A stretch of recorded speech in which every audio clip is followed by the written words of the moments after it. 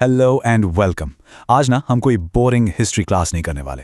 सोचो हम एक टाइम मशीन में बैठे हैं और हम जा रहे हैं उस टाइम में जब आज़ादी सिर्फ एक सपना नहीं, एक जुनून हुआ करती थी। ये कहानी है सिविल डिसोबीडियंस मूवमेंट की। एक ऐसी लड़ाई जो टॉप या तलवार से नहीं बल्कि हिम्मत और एक सिंपल से आइडिया से लड़ी गई थी। अब जरा ये सोचो, एक चुटकी नमक, हाँ वही नमक जो अभी आपकी किचन में रखा है, उस एक छोटी सी चीज ने अकेले दुनिया के सबसे पावरफुल ब्रिटिश एम्पायर की बुनियाद हिलाकर रख दी। सुनने में इम्पॉसिबल लगता है, राइट? तो आज के इस एक्सप्लेनर में हम इसी इम्पॉसिबल को पॉसिबल करने की पूरी कहानी समझेंगे। रेडी हो जाओ, लेट्स डाइव राइट इन। तो हमारा सफर 4 हिस्सों में होगा। पहले हम उस चिंगारी को देखेंगे जिससे पूर्ण स्वराज की आग भड़की। फिर हम नमक की असली पावर को समझेंगे जिसने अंग्रेजों को परेशान कर दिया। उसके बाद हम पर्दे के पीछे झांकेंगे कि भाई इस लड़ाई में कौन कौन आगे था और कौन थोड़ा पीछे। और आखिर में हम देखेंगे कि इन सब से मिलकर एक आज़ाद इंडिया की पहचान, उसकी आइडेंटिटी आखिर बनी कैसे। तो रेडी हो इस जर्नी के लिए? तो चलिए शुरू करते हैं सेक्शन 1 से, पूर्ण स्वराज की आग। साल 1930 से ठीक पहले इंडिया का माहौल आप समझ लो एक प्रेशर कुकर जैसा था। हवा में गुस्सा था, बेचैनी थी और एक जिद थी कि अब कुछ बदलना ही है। पर सवाल यह है कि ये प्रेशर कुकर फटने के कगार पर आया कैसे? 3 बड़े इवेंट्स थे जिन्होंने इस आग में, कह सकते हैं, घी का काम किया। पहले 1928 में ब्रिटिशर्स ने साइमन कमीशन भेजा। अब वो कहते थे कि हम इंडिया का फ्यूचर डिस्कस करने आए हैं, पर मजाक देखो, उस कमीशन में एक भी इंडियन नहीं था। ये तो वैसी बात हो गई ना कि आपके घर का फ्यूचर प्लान हो रहा है और मीटिंग में आपको ही नहीं बुलाया गया।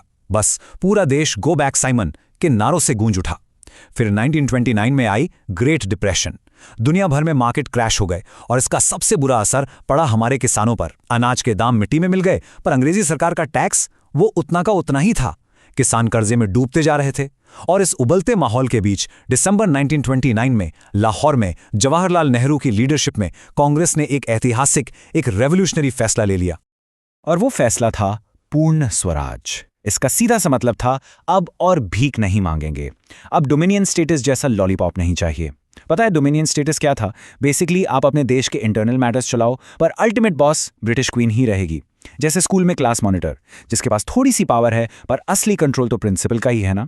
कांग्रेस ने कहा अब बस, अब मॉनिटर नहीं बनना, अब पूरा स्कूल हमारा होगा। अब चाहिए complete independence. This wasn't just a demand anymore, it was a declaration. The game had officially changed.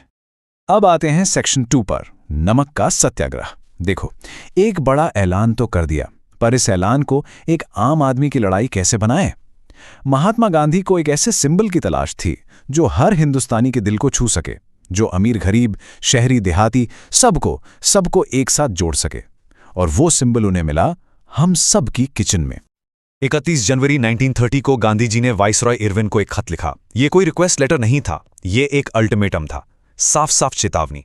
इसमें 11 मांगे थीं, जिसमें किसानों से लेकर बिजनेस क्लास तक सबके लिए कुछ न कुछ था। पर उन सब में जो सबसे इंपॉर्टेंट डिमांड थी वो थी नमक पर से टैक्स हटाओ। गांधी जी ने साफ कह दिया, 11 मार्च तक मांगे पूरी करो, वरना एक सिविल डिसोबीडियंस मूवमेंट शुरू होगा। लेकिन नमक ही क्यों? यहां गांधी जी की पॉलिटिकल जीनियस देखिए।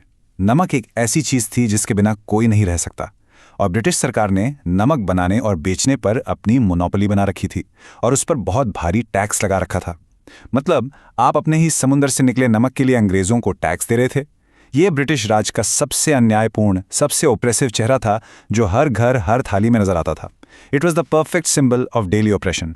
और फिर शुरू हुई आज़ादी की लड़ाई की सबसे यादगार यात्रा, द डांडी मार्च। 240 माइल्स, आप अंदाजा लगा सकते हो? ये दिल्ली से चंडीगढ़ जाकर वापस आने जैसा डिस्टेंस है, और ये पूरा सफर पैदल।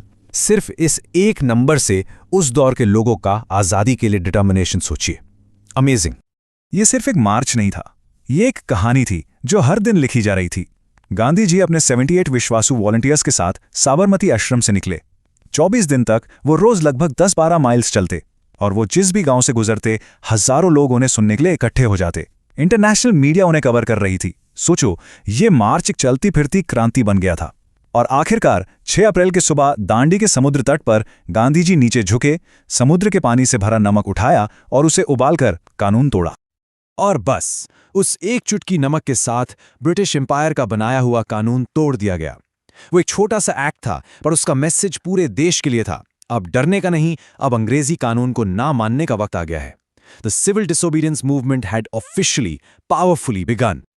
अब आप सोचोगे ये इतना इंपॉर्टेंट क्यों था? क्योंकि ये सत्याग्रह यानी सच की ताकत का सबसे बड़ा लाइव डेमोन्स्ट्रेशन था। इसने पूरी दुनिया को दिखाया कि मॉरल पावर, नैतिक शक्ति मिलिट्री पावर से भी बड़ी हो सकती है। इससे इंस्पायर होकर पूरे देश में लोगों ने अपने अपने तरीके से कानून तोड़ना शुरू कर दिया। कहीं विदेशी कपड़ों की होली जलाई, कहीं किसानों ने टैक्स देने से साफ मना कर दिया, तो कहीं आदिवासियों ने जंगल के कानून तोड़े। एक चिंगारी ने पूरे देश में आग लगा दी थी। ये बिल्कुल वैसा है जैसे एक स्टूडेंट क्लास में एक अनफेयर रूल के खिलाफ बोलता है और इसकी हिम्मत देखकर पूरी क्लास उसके साथ खड़ी हो जाती है। चलिए अब चलते हैं सेक्शन 3 में, कौन साथ कौन नहीं। देखिए, सिविल डिसोबीडियंस मूवमेंट एक पावरफुल लहर थी, इसमें कोई डाउट नहीं, लेकिन हर लहर की तरह इसमें भी सब एक ही दिशा में नहीं तैर रहे थे। हर ग्रुप के लिए स्वराज का मतलब अलग अलग था। ये टेबल इस मूवमेंट की कम्प्लेक्सिटी को बहुत खूबसूरती से दिखाता है। अमीर किसान जैसे गुजरात के पटीदार्स वो इसलिए जुड़े क्योंकि उन्हें हाई रेवेन्यू से छुटकारा चाहिए था। उनके लिए स्वराज का मतलब था सीधा साधा नो टैक्स। जब 1931 में मूवमेंट बिना टैक्स कम किए रोक दिया गया तो उन्होंने दोबारा ज्वाइन करने से मना कर दिया। बिजनेस क्लास ने मूवमेंट को खूब फंड किया क्योंकि उन्हें विदेशी माल से प्रोटेक्शन चाहिए थी। पर जैसे ही मूवमेंट अग्रेसिव होने लगा, उन्हें अपने बिजनेस डूबने का डर सताने लगा। औरतों ने घरों से निकलकर धरने दिए, जुलूस में शामिल हुई, पर कांग्रेस के अंदर उन्हें आगे आने का, लीडरशिप रोल्स लेने का मौका नहीं दिया गया। और सबसे क्रिटिकल था दलित्स और मुस्लिम्स का लिमिटेड पार्टिसिपेशन। उन्हें लगता था कि कांग्रेस सनातनीज यानी कंजर्वेटिव हिंदुओं को खुश करने के लिए उनके मुद्दे उठाई नहीं रही। उन्हें डर था कि अंग्रेजों के जाने के बाद उनका क्या होगा। यहां एक छोटा सा पॉज लेते हैं और ईमानदारी से सोचिए, अगर आप उस दौर के गरीब किसान होते जिसके लिए आज़ादी से बड़ी चिंता अगले वक्त की रोटी थी, तो क्या आप इस मूवमेंट में शामिल होते? अपना सब कुछ दांव पर लगा देते? अपना जवाब नीचे कमेंट्स में जरूर शेयर करिएगा। I am curious to know. Dalits के इश्यू पर डॉक्टर B.R. अम्बेडकर और महात्मा गांधी के बीच एक बहुत सीरियस डिबेट हुई थी। डॉक्टर अम्बेडकर ने सेपरेट इलेक्टोरेट्स की मांग की। ये क्या था? इसका मतलब था कि दलित कम्युनिटी के लोग सिर्फ दलित कैंडिडेट्स के लिए ही वोट करेंगे। इसको ऐसे समझो जैसे स्कूल इलेक्शन में सिर्फ 8th क्लास के स्टूडेंट्स ही 8th क्लास के कैंडिडेट्स को वोट करें ताकि उनका रिप्रेजेंटेटिव उनकी ही क्लास का हो। अम्बेडकर जी का मानना था कि इसके बिना दलित्स को कभी पॉलिटिकल पावर मिल ही नहीं सकती। वहीं गांधी जी को डर था कि इससे हिंदू समाज हमेशा के लिए बट जाएगा। आखिर में 1932 के पूना पैक्ट में एक कॉम्प्रोमाइज हुआ रिजर्व्ड सीट्स का, यानी सीट्स दलित्स के लिए रिजर्व्ड होंगी पर वोट उस सीट पर सभी लोग देंगे। तो हमने देखा कि आज़ादी की इस लड़ाई में कितनी अलग अलग आवाज़ें थीं, कितने अलग अलग सपने थे। तो फिर सवाल उठता है कि इन सब अलग आवाज़ों को एक देश की पहचान कैसे मिली? यही हम समझेंगे अपने फाइनल सेक्शन में, एक झंडा एक पहचान। ये हुआ कलेक्टिव बिलोंगिंग की फीलिंग से। ये थोड़ा फैंसी टर्म है पर इसका मतलब बहुत सिंपल है, हम सब एक हैं वाली फीलिंग। ये बिल्कुल एक फैमिली व्हाट्सएप ग्रुप जैसा है। सच्ची, ग्रुप में चाचा मामा बुआ सब हैं, सबकी लाइफ अलग है, रोज़ झगड़े भी होते हैं, पर जब कोई फैमिली पर बात आती है तो सब एक हो जाते हैं। यही फीलिंग देश के लिए भी बनानी थी, और ये बनती है कॉमन स्टोरीज से, सिंबल्स से और एक कॉमन हिस्ट्री से। तो ये हम सब एक हैं वाली फीलिंग पैदा कैसे की गई? कल्चर के जरिए। बंकिम चंद्र चट्टोपाध्याय ने वंदे मातरम गीत लिखा और भारत माता का आइडिया दिया। बाद में आर्टिस्ट अवनींद्र नाथ टैगोर ने भारत माता की एक पेंटिंग बनाई जिसमें वो एक शांत सन्यासिनी जैसी दिखती हैं, एक स्पिरिचुअल फिगर। नेशनलिस्ट गांव-गांव घूमकर लोक कथाएं और गीत इकट्ठे करने लगे ताकि लोगों को अपने कल्चर पर गर्व हो, और सबसे इंपॉर्टेंट, हिस्ट्री को दोबारा लिखा गया। अंग्रेज हमें बताते थे कि हमारा पास्ट अंधेरे से भरा, पिछड़ा हुआ था। नेशनलिस्ट्स ने रिसर्च करके बताया कि नहीं, हमारा पास्ट आर्ट, साइंस, आर्किटेक्चर और फिलॉसफी का गोल्डन एज था। इस नेशनल आइडेंटिटी को बनाने में सिंबल्स का बहुत बड़ा हाथ था, और सबसे पावरफुल सिंबल था हमारा झंडा। पहले स्वदेशी फ्लैग आया जिसमें 8 कमल के फूल थे, ब्रिटिश इंडिया के 8 प्रोविंसेस के लिए, और एक चांद था हिंदू मुस्लिम एकता के लिए। फिर 1921 में गांधी जी ने स्वराज फ्लैग डिजाइन किया, और इसके आने से पूरी कहानी बदल गई। इसके सेंटर में था चरखा। चरखा सिर्फ एक मशीन नहीं था, ये सेल्फ हेल्प, आत्मनिर्भरता और मेहनत की इज्जत का प्रतीक था। ये झंडा कह रहा था कि आज़ाद इंडिया अपनी ज़रूरतें खुद पूरी करेगा। तो भले ही 1934 तक सिविल डिसोबीडियंस मूवमेंट का जोश ठंडा पड़ गया था, ब्रिटिशर्स ने उसे दबा दिया था, लेकिन ये मूवमेंट अपना सबसे बड़ा काम कर चुका था।